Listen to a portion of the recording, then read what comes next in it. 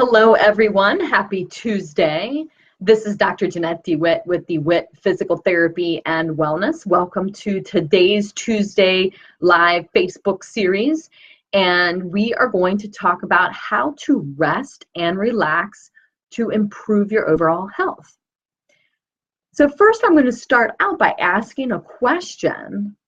Did you know that 100,000 traffic accidents a year can be blamed on a lack of sleep? 100,000 traffic accidents due to lack of sleep in 1 year. Now, no logical person would get behind the wheel of a car drunk. Remember, I say logical person. No logical person would get behind a wheel drunk. However, when a person stays awake for 24 hours straight, their driving behavior is equivalent to the driving behavior of someone with a blood alcohol level that would qualify them to be legally drunk.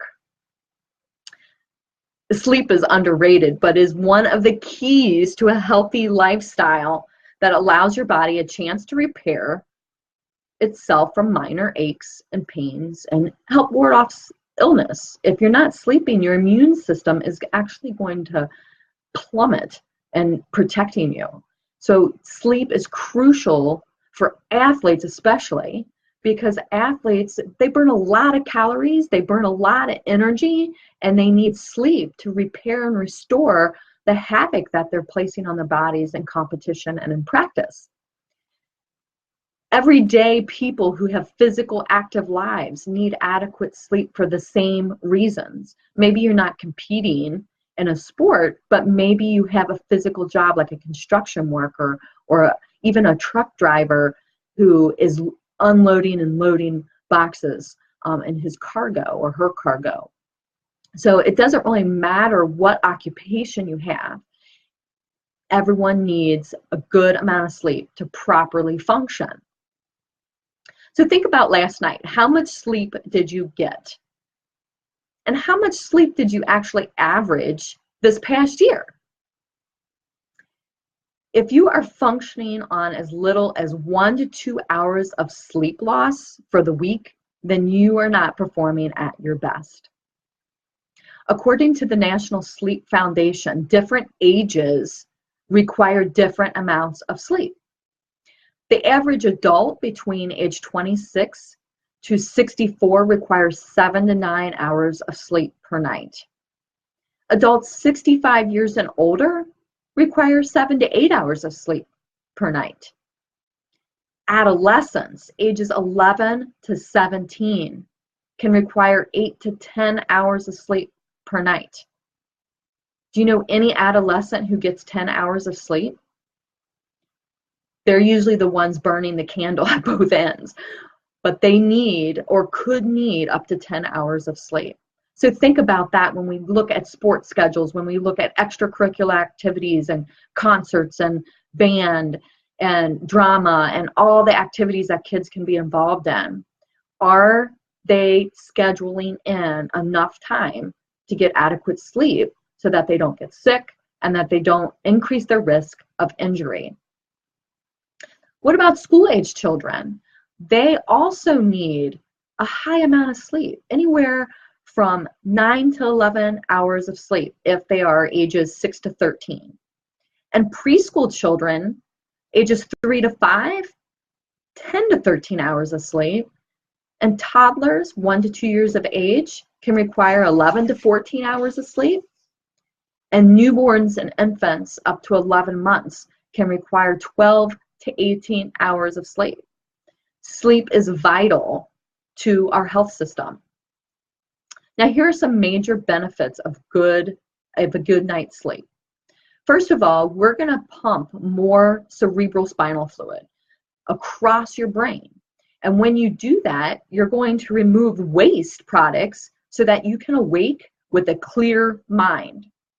That's huge. A lot of people wake up and they feel really foggy and they feel kind of out of it. If you're getting adequate sleep, you can automatically wake up with a clearer mind because your brain is being bathed in that cerebral spinal fluid. When you sleep, you also have a slower breath rate and a more regular breathing rate. And this helps improve the action of your lungs. You don't even have to think about that. You're sleeping, but your body is working to slow things down and have a more normal breathing rate with your lungs. You also reduce your heart rate and your blood pressure. You release growth hormone to rebuild muscle and joints and allow your body to recover from the day's activities. Now, a lot of people think growth hormone is for people who are growing, but it's not just happening then. It's happening at night. Your body releases that growth hormone so that you can repair and rebuild those muscles and joints for the things that you want to do throughout the day. Your body can also break down a chemical in your body called adenosine, and that can build up in your blood during the day. So adenosine builds up in your blood during the day when you're doing activities, and then at night your body will break that adenosine down. Without rest, this buildup never gets broken down, or it doesn't get broken down as effectively. And so you're going to have slower reaction times because of the chemical buildup in your blood. And guess what you feel like doing? You are desperate to snooze. That's what you want to do through the day because you're trying to catch up and break that down. So you want to snooze, you want to take naps, you don't have as much energy. Getting a good night's sleep will help with that. Now here's some tips that you can do to start maximizing your sleep at night so you can maximize your activity during the day. First of all, one of the biggest tips that I give my patients who are struggling with sleep, because sleep is important in physical therapy. If patients aren't getting a good amount of sleep, they're not able to recover from the injury as quickly. So one of the things I really encourage my patients to do is go to bed and get up around the same time. This sets a schedule for your brain and for your body so that you're kind of getting into a routine and your body is preparing to wind down for the night. When you go to bed and you awake within 1 hour every day, so let's say you start a target at 6 a.m., and you might fluctuate that a little bit between 5:30 and 6:30, or maybe 5 to 7 o'clock. I wouldn't go beyond that though. You want to stay within the hour of your targeted wake-up time. That helps your body to get into a rhythm, and that helps you, same thing when you get up or go to sleep at night, it gets your body into a rhythm. So if your bedtime is typically 10 o'clock or 11 o'clock, then you want to focus on getting into bed within an hour before or an hour after that. That allows your body to start to wind down at night and prepare to go to sleep. This should be done even on the weekends. So I know a lot of people are like, oh, I get up early every single day and I'm going to sleep in on the weekend. And then they wonder why they can't get to sleep that night. Or on Sunday night, they're having trouble falling asleep. It's because they stayed up late and got up late, and that's not their normal routine during the week. So even on the weekend, stick to a similar sleep schedule. If you're really struggling with trying to set a schedule and you normally go to bed like at 11:30, but you have to get up for work at 5, that's only 5.5 hours of sleep. And the normal adult needs 7 to 9. So I would encourage you to start trying to go to bed 15 minutes earlier, like 11:15. And then when you're able to master that for about a week, then try and make it 11 o'clock. Now you're getting 6 hours of sleep if you have to get up at 5. And you just keep working backwards by 15 minutes to reset your brain to start to wind down. The other thing that you should be doing is avoiding caffeine. A lot of coffee drinkers out there, a lot of people drink energy drinks, have high amount of caffeine in them. Why are they drinking them in the first place? Because they're not getting enough sleep, so they feel like they need the energy and they need the energy boost, but then that very caffeine is preventing them from sleeping. So trying to cut down on caffeine is crucial to helping to improve your sleep. Now, if you have a coffee in the morning, that caffeine is going to be worn off, but I know a lot of people who can't drink anything with caffeine after 3 o'clock because it will keep them awake. The other thing is avoiding alcohol. Alcohol can inhibit sleep. So limiting that or eliminating it, limiting or eliminating will help you improve your sleep. Exercising regularly not only improves your strength, improves your flexibility, improves your cardiovascular health, but it improves your sleep because you are burning energy, and that energy needs to be restored when you sleep. So the more active you are, more likely you're going to have better sleep schedule because your body is tired and it needs rest. So it's going to crave rest and you will sleep better.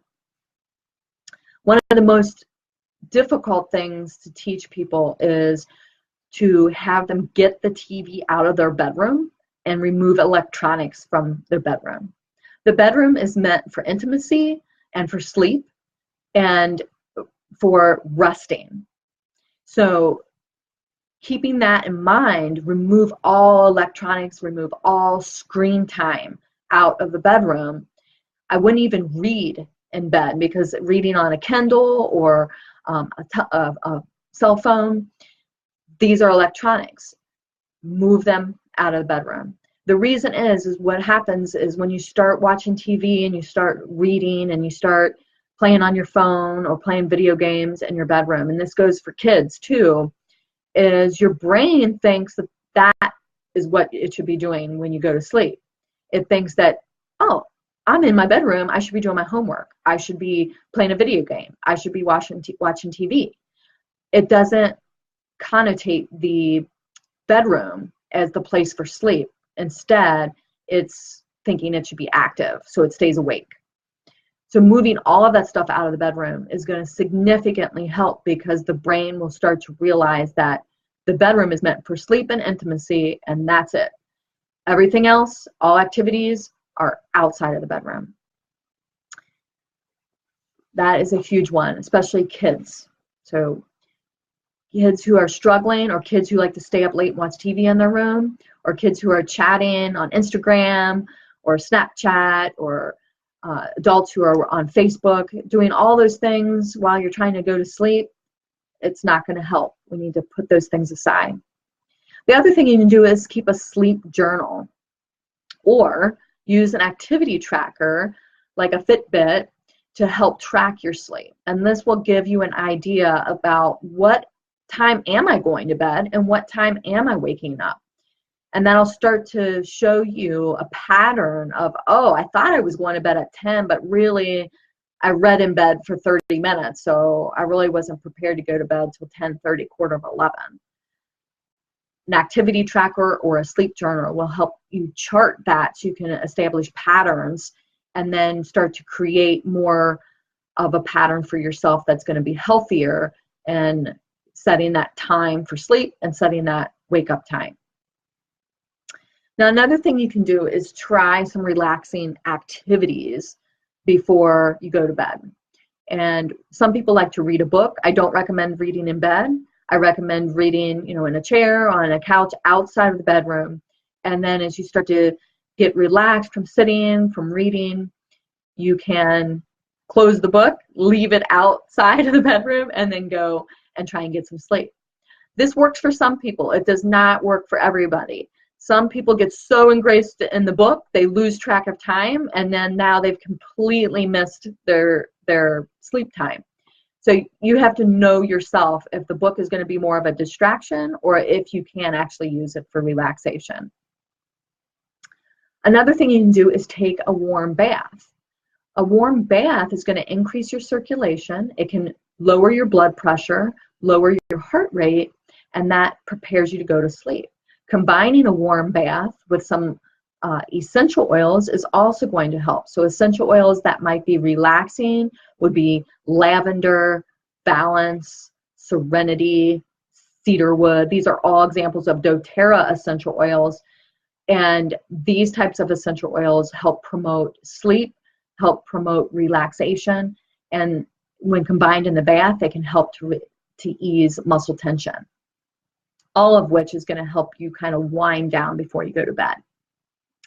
Now, some other things that you can do is diffuse those. So it's one thing to have them in a bathtub, but it's another thing is just to have them diffusing as you're trying to go to sleep. And like I mentioned, lavender, cedarwood, serenity. Some people even like to use eucalyptus or a breathe blend. These help promote better breathing. And when you're breathing better, your airways are open, you can be more relaxed with your breathing. Speaking of breathing, you can do breathing techniques to relax. When you are getting good amount of air in and good amount of carbon dioxide out, you can help to relax. A lot of people who have anxiety will actually use breathing techniques to lower their anxiety. The same can happen when you are trying to fall asleep. So breathing in and you're having your belly go out, and breathing out and having your belly go in, that is called diaphragmatic breathing, and it really helps to increase oxygen into the system and help relax your body as it's getting the oxygen it needs throughout its circulation and into the muscles, which can help ease muscle tension as well. So breathing correctly and breathing deeply is a good way to slow down before you go to bed. Now, some of the things that I offer at my office can help as well. They're not in your home, but they're great to schedule with and just have a nice therapeutic massage. Our massage therapists, Christine and Jamie, are excellent in helping people relax and helping to ease muscle tension if that is a source that is preventing you to sleep very well. So easing muscle tension, relaxing muscle is great in reducing stress and easing muscle tension so that you can sleep better. Another approach that one of the things that I do with clients is do aroma touch, and it's a layering technique of 8 different essential oils. It helps to boost the immune system. It helps to ease muscle tension and promote relaxation. And it also helps to create better balance within the body systems. So it's a great way to kind of jumpstart that relaxation before going to bed. Another thing, we talked a little bit about exercise. Now, some people cannot do cardiovascular exercise late at night before they go to bed. It kind of revs their system up. However, yoga exercise, stretching, general stretching, Tai Chi, or any of the meditative movement therapies are really good in kind of slowing the body down. You're holding positions for a while. You're doing yoga, you're breathing correctly, you're activating your core. That helps with muscle tension as well, and it can help lower your blood pressure, all of which can help to settle or ease muscle tension and then help you get a better night's sleep because you're exercising, but you're exercising in a way that is slow, methodical, facilitating good breathing, and elongating muscles that have been compressed all day from activities or sitting for long periods of time. So just to recap here a little bit, lots of different ways to help promote your sleep. The big one is trying to stick to a sleep schedule, trying to choose activities that are going to allow you to wind down for the night. And regardless of the options that you choose, it is important to give your body and your mind a chance to relax by creating an environment that's going to promote sleep, that's going to promote relaxation. And when you get a better night's sleep, you have more energy and clearer thinking for the next day. Good luck getting better sleep tonight. Tonight is a great place to start. And if you have questions about anything, please don't hesitate to call me at 262-842-2220, or feel free to leave a comment in the comment section. I appreciate everyone coming in today. I'm glad to see some new people joining our Facebook Live series. And if you have any topics that you would specifically like me to address, I'm happy to address those as well for future Tuesday series. Thank you so much and have a wonderful day. Get some good sleep tonight.